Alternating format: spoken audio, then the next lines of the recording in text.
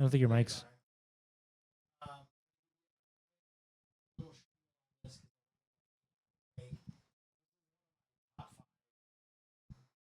Oh, sorry. You just watched Blade Runner. I'll give you a quick little spiel on this because I want to go hang out with Wait. We have a lot to catch up with. But this is one of my top 5 movies of all time. And I think pound for pound, dollar for dollar, brick for brick, shot for shot, the greatest sci-fi movie ever made. I saw a lot of people already asking. I know a lot of people will lead with this. What did I think of the sequel?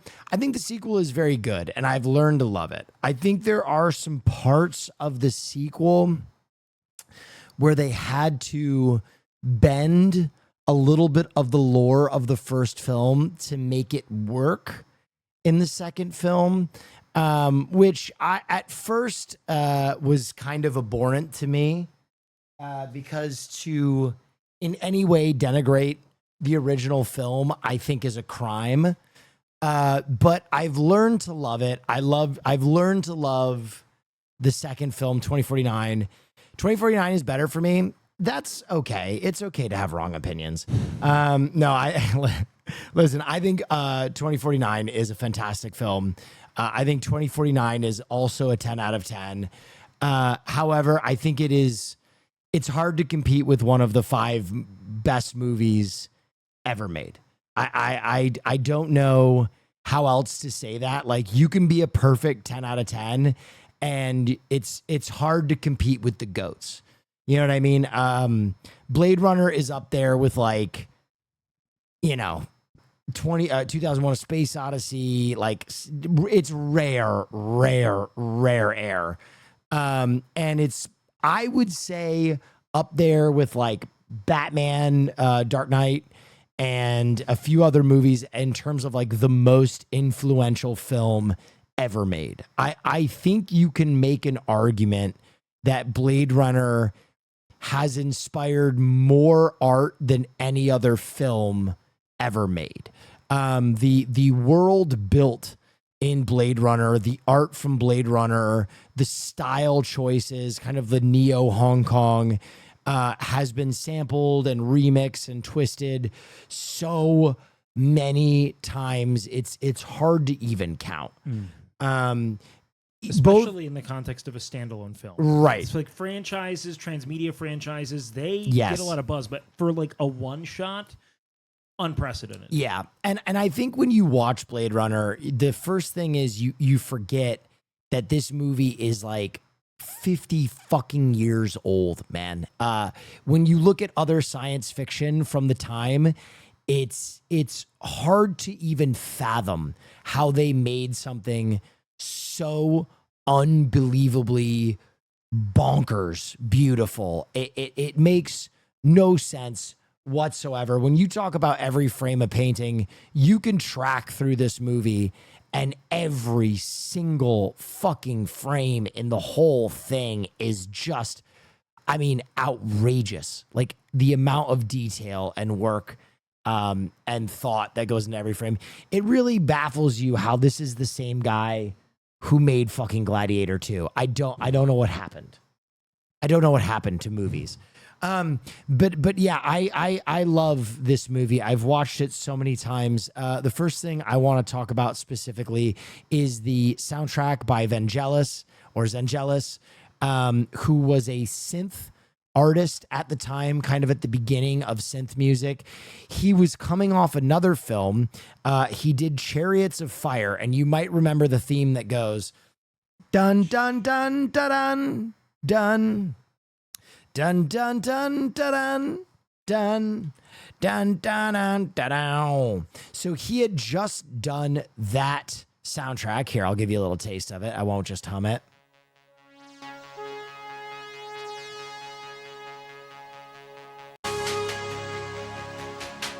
Plop.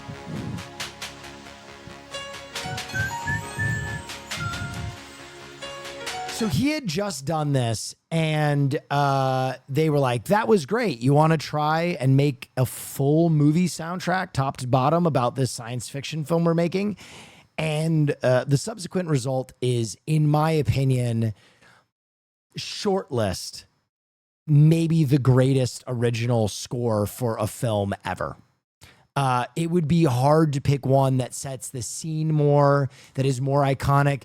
You'll notice that before I even mentioned what film we were watching tonight, I played the first 5 seconds of Blade Runner Blues, and chat lit up like the 4th of July. It is one of the most immediately recognizable soundtracks ever. And the reason that I think it might be in the conversation for best ever is when you talk about music made on the synthesizer, it's everywhere now. Like every fucking song you listen to now is made on a synthesizer. Like electronic music is everywhere. But at the time, it's like Giorgio Moroder, Vangelis, and Kraftwerk were like the 3 groups that were making this kind of music. So to score an entire film like this, a movie set in the future, you want to talk about like science fiction predicting the future. It truly is a soundtrack that isn't only like good to listen to, but it's almost like a Nostradamus level of prediction of the use of synthesized music in the future. And it's so fucking swag, man. It's so swagged out. So I love this soundtrack. There are some other fabulous soundtracks. I don't want to play that game. I'm just saying on the short list of greatest soundtracks, you would be remiss not to include Blade Runner Blues and the rest of Vangelis's Blade Runner soundtrack because it's fucking incredible. The shots in this movie, I think Blade Runner, I mentioned it at the midway point, the close-ups in this movie are so emotive. You get into all of these characters' headspace, and I think that kind of like tactile character that you get from this movie is something that a lot of modern films lack, particularly sci-fi films, where like people are just slapping at dialogue, and these ridiculous close-ups draw you in. The sets, oh my God, the sets in this movie. I just want to live in every single one of these rooms. And ironically, not only are the tiles in this room based on Blade Runner, as is the couch, as is some other things, but you will remember Vincent Sear, when we used to play VR chat, his home model was Deckard's apartment. Mm-hmm. So, I mean, I'm not the only one who just wants to fucking live in these worlds created by Blade Runner. Some interesting factoids. Yeah, go ahead. Ballsy. I don't take no shit from anyone. Blade Runner walked so Cowboy Bebop could run. 100%. 100%. Mm-hmm. Blade Runner, without Blade Runner, Cowboy Bebop doesn't happen. 100%. Oh yeah, wow, that's just aesthetic cool. to its What tonal. are your favorite noir movies outside of Blade Runner that are not traditional noir? Favorite noir films that are not traditional noir? Big Lebowski. That is a fucking doozy. Yeah, I mean, Big Lebowski, I'd throw in there. I would throw in Brick. Brick is like another really good example of a noir that's not a noir. I would have to meditate on that. Taxi Driver? No, Taxi Driver is a noir. Yeah. Right down the pipe. The noir that's not noir, that's harder for me to nail down like immediately. Sin City, I would also say that Sin City is just a noir. It's based on a comic book and it looks really weird, but it's pretty much a down the pipe like noir aside from its stylistic choices. Anyway, that's neither here nor there. So Blade Runner is based on a book by Philip K. Glass, I think his name is Gas, called Do Androids Dream of Electric Sheep? And it is Philip K. Dick, sorry, that's it. And it's absolutely worth a read. I've read it. It's very different than is the on-screen interpretation. But when they brought on Ridley to make the film, he hated the title. He hated do androids dream of electric sheep. So a lot of people end up reading the book Blade Runner because there is a sci-fi Blade Runner book, which they say this movie is also based on. But the lore is that Ridley hated the title of the book so much that he bought another sci-fi book called Blade Runner, the rights to it, just to use the name. And if you are to read Blade Runner ever, like I have, nothing in Blade Runner makes its way to the movie at all, except for Ridley was like, Blade Runner. Good name. That's a good name. So if you are ever hoodwinked into buying the other Blade Runner book, which is a fine book, don't expect to get anything out of it when you compare it to this movie, other than the fact that Ridley just really fucking hated the title, Do Androids Dream of Electric Sheep? And he's like, we're not doing that. Fuck that title, which is really fucking funny. I think this is the masterwork of his career. I think it's rare that you see such a pure project.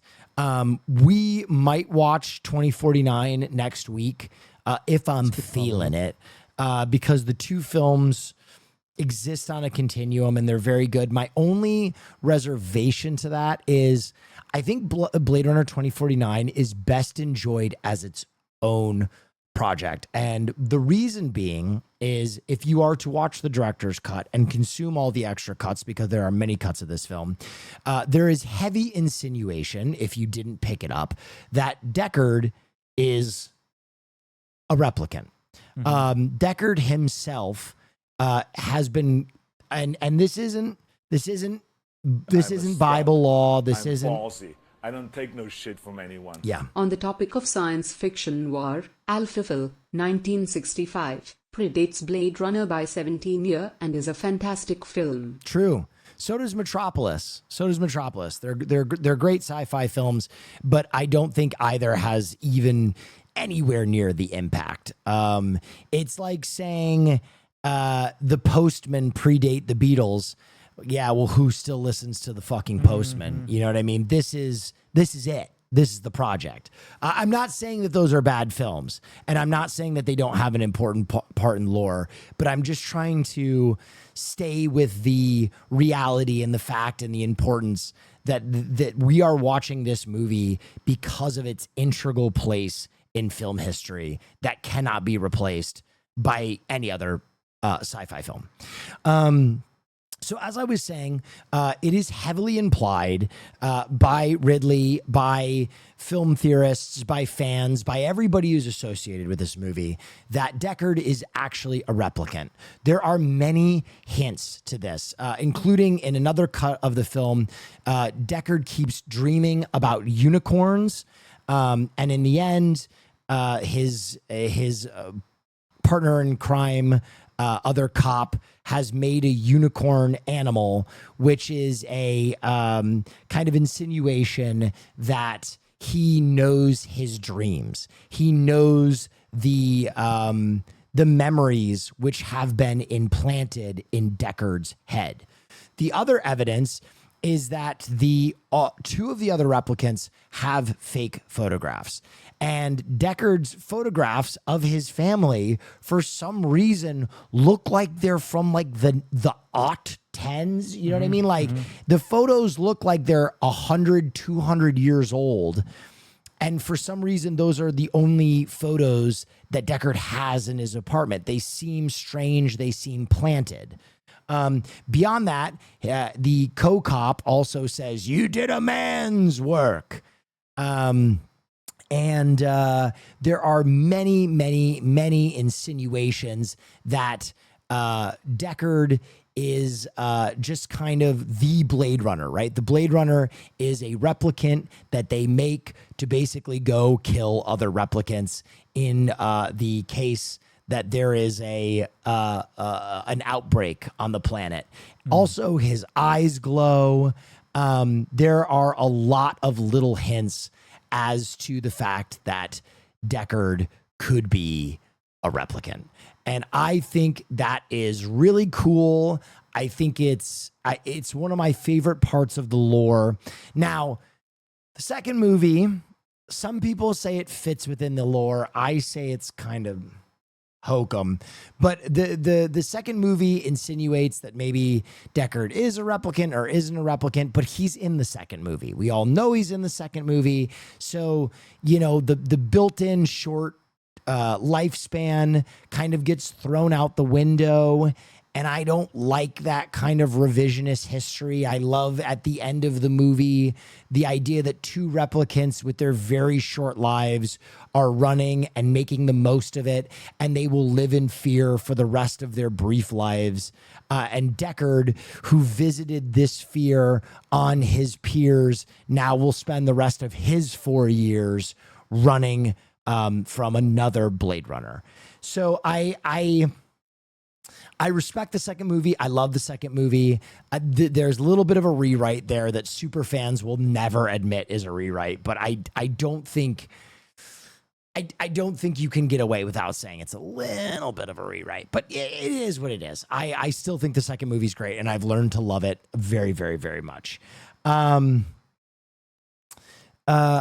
do you feel about Legend? Cool. Legend is great. My favorite part of Blade Runner is how I can sit with my friends, getting drunk, and overanalyze every scene for hours. It's just a fun movie to talk about. Yeah, for sure. It's a great movie to talk about. Also, I think that there's something significant in that we are brought to question the validity of Deckard's humanity altogether. Because I think that that's kind of a central kind of plight in the narrative. Yeah. So it reflects back onto the viewer of like what like denotes humanity. When is humanity and machine, like made significantly distinct? And so, like, I also think that that plays to the intimacy of the cinematography, the obsession with the human component of what is typically a very tropey to scale, very sort of fantasy-driven kind of style, right? This hones in on what's going on between people, and how these emergent technologies are affecting us, which is cool as shit. Yeah. There's also some other great little buried lore in the movie. One that I love that Ridley himself has talked about is that Tyrell is maybe not actually Tyrell. He's like, basically Tyrell is like this immortal person that has these replicants of him exist in the world. And he was going to build out this sarcophagus that Tyrell emerges from. And also Tyrell lives in a giant like pyramid. So he's like kind of an ageless god. And there's all this artwork that he drew up for it and then didn't put it in the film. Are replicants fully organic? I get that they bleed blood versus androids and alien, but why does Pris snap out of it like a robot when she gets shot? Also, can we talk about the theory of Blade Runner and Alien being in the same cinematic universe? Yeah, I think that they are all organic. I think, that what you have to struggle with is Pris and her replicant counterparts are behaving differently almost as a child would, right? Like imagine a child had a massive intellect and unlimited strength. There is almost kind of like a juvenile quality to all of the replicants. And I think Pris is probably the most like, if you really think about who Pris is, she would be the most emotionally stunted of the four because she's a pleasure model on a remote planet, which means she probably spent the first year of her life just getting fucked by greasy off-world miners, which is like really fucking horrific to even consider. So her like very juvenile expression, I think, is actually like miners with a pickaxe, not miners age.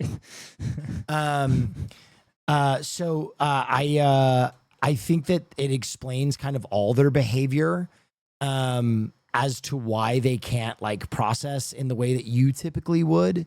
Yeah, that's why I think Pris behaves so bizarrely.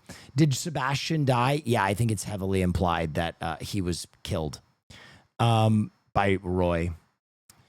This is really interesting, but I feel like something didn't click for me other than the very impressive sets and acting and effects. I'm going to need another sit with it and give it another watch.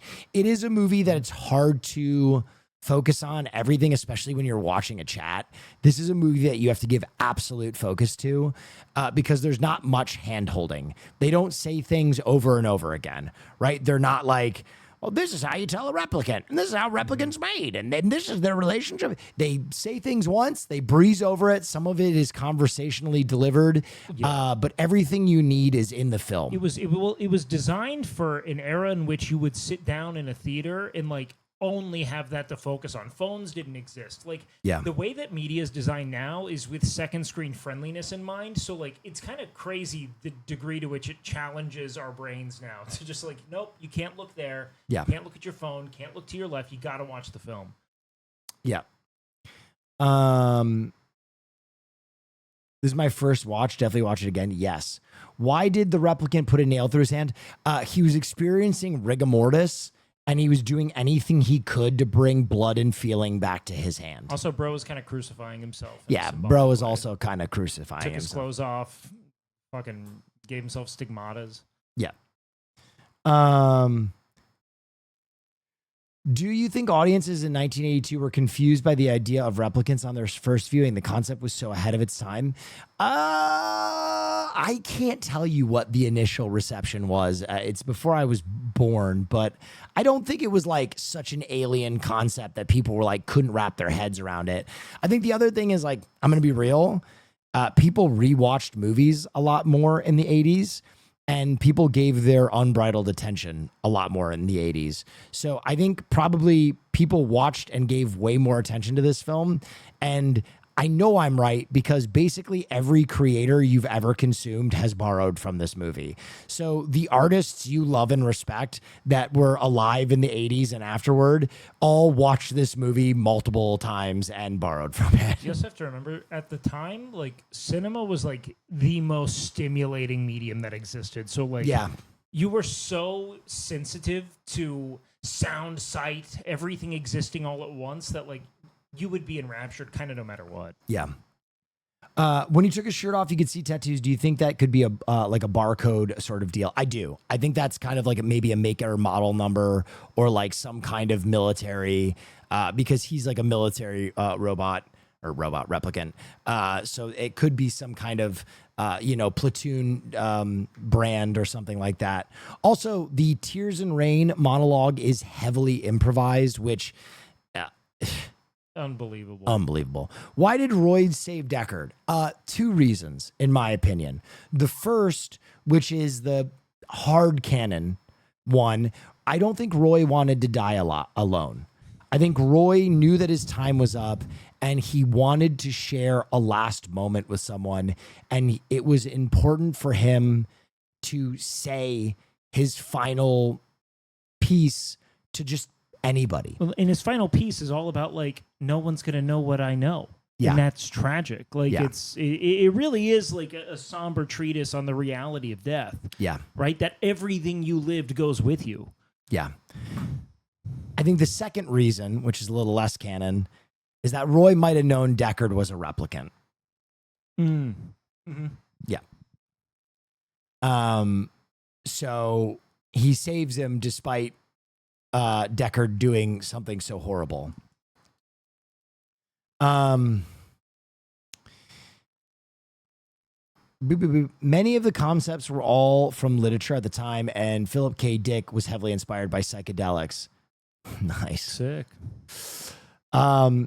Speaking of close-ups, so much of the outdoor scenes are super claustrophobic. Oh, yeah. So a lot of the landscape is actually based on Hong Kong, interestingly enough. Also, I think the idea of a claustrophobic future was kind of... Yeah, inevitable. Yeah. How many years had Deckard been doing this if he only lives 4 years? Well, good question.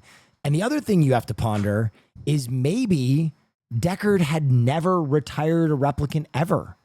He just had memories that he had. Mm-hmm. And maybe when they encountered him at that noodle shop, that was like moments after he had been activated. You don't know.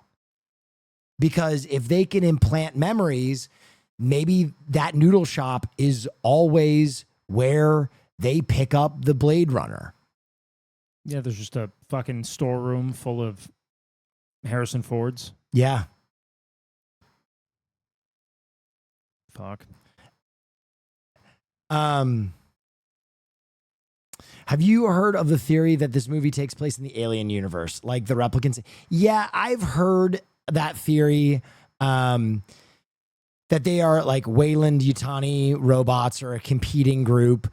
I ultimately think it's a cool theory. I think it was a much cooler theory like 10, 15, 20 years ago when there was maybe still a possibility for a crossover. I don't think there's a possibility for a crossover anymore. And I think Weyland is going to make its way more into the Predator universe, which I think Predator takes Alien further away from Blade Runner than ever before. So, I mean, I think it's a really cool fan theory. I just don't think you're ever likely to see it made reality. The point of him saving Deckard was it proved his humanity. Interesting. I think he kind of absolves himself from all of his sin when he talks to his creator, but certainly, his moral compass could also be an important part. I will be honest, though, if it was just his humanity and his moral compass, you could argue that it's more human for him to kill the murderer of his lover. But I think it's a good theory. I'm ballsy. I don't take no shit from anyone. The love scene poses questions for me cause I thought it was great at first, but then people say online that it was made that way to make you question if you need consent from a replicant. With that, my question is, why make them look and act human then? Yeah, I think, that is part of it. I think obviously Pris as a pleasure model indicates that people are fucking replicants for sure. I think that's an interesting question of how you would react with a clanker lover. And that could very well be part of Deckard's decision-making. I think also a big influence is old noir movies. I hate to just say this flatly. I don't know if you've ever seen a 1950s, 1960s noir movie, but almost every love scene starts with like a shit over here. Like they smush faces. Yeah, they don't kiss. yeah, it's like Zidane headbutting. Yes, exactly. There are like a number of like you're crazy. Yeah. Shut up, you dumb broad. You don't know what you're talking about. No, she always says no, by the way. I'm in love with you dumb hussy. And then she cries, and then they have sex. That's right. That's foreplay. Right. So I think there's no solid answer. I think both are probably heavily influenced in why it happens that way, because Deckard is based on old noir detectives. You know what I mean? Like, of all the gin joints in all the world, she had to walk into mine, and that robo pussy had me feeling crazy. So I think that's the honest answer. Deckard was a virgin is one hell of a theory. How did the same man make Gladiator 2? I'll take a stab and say one. There's a number of things when you become of legend, you accrue a lot of yes men. Yeah. But I think that CGI and the ability to make all of your ideas come to life takes away from the restraints that make for creative problem solving and in turn beautiful fucking like cinema. Yes. I think that a lot of the poetry of film comes from the constraints of the medium, Yes. and that being able to just fucking print shit takes away a lot of what makes film cool. Yes. Agreed. I don't know. Gladiator 2, and I think like also for a lot of these guys, Cocaine's also a good stab. it just becomes a job. I don't know how else to explain that. Like, as a streamer, having streamed for 6 years, the kind of like thrill I would feel turning on a webcam has already started to like tuned down a little bit. And I think when you're a filmmaker and you've been making films for so long, like, why do you think he made Gladiator 2? You know what I mean? Do you think he really sat down one day and was like, God, Gladiator really fucking needs a sequel, man. The story's unfinished. No. Or do you think the studio came to him with a fucking we need sack a legendary with a dollar director. sign on him and it was like, listen, bud, you want to run this shit back? And then he was like, fuck. All right, fine. Okay. Great question. Assuming he is a replicant, would we assume that Tyrell knows and made him, meaning he knows when they met? Yes. And this idea is what the entire second film is about. That premise is basically what the entire second film is about. That not only Tyrell knew he was a replicant, not only Tyrell knew he was going to show up, but Tyrell, the most important part of this entire experience was Deckard meeting the Nexus 6 model woman. And I don't want to give too much away beyond that. No yeah, go. wow, that's very cool. Thank you. Lesson 3. No go. When the cop that pulls him over says, have a better one, is he saying have a better life this time since he gets reincarnated as Blade Runner? I don't know necessarily that he's like reincarnated, but more that the memories that are used to create the Blade Runner are like homogenized, if that makes any sense. I think he says have a better one because he just fucking got into a absolute shit kicker fight and is bleeding out of his fucking head and had to gun down a woman in public. You know, Pretty bad. I hope that your day gets better. yeah. We'll get him tomorrow, bud. All right, ladies and gentlemen, that's it for me. I'm going to go hang out with Wake. I am so eternally grateful that we got to watch one of the all-timers together. I mean, this is one of the all fucking timers for me, chat. So with that being said, I'm going to send you over to the amazing, the incredible, the fantastic Caroline Kwan. I hope you all have a wonderful night. I'm filming the pod tomorrow, but I'll probably go live late. Tomorrow's stream will be brought to you by Valentino Cologne. No. Official Valentino sponsor. Cologne. Give me a whiff of that. Can you Oh. put that in the air? Oh, there you go. Ooh. That's nice. Anywho, I appreciate y'all. I don't know which day the pod will be. I got another text message. It's either Thursday or Friday. Stay dangerous, everybody. Have a wonderful evening, and I'll see you tomorrow. Good night.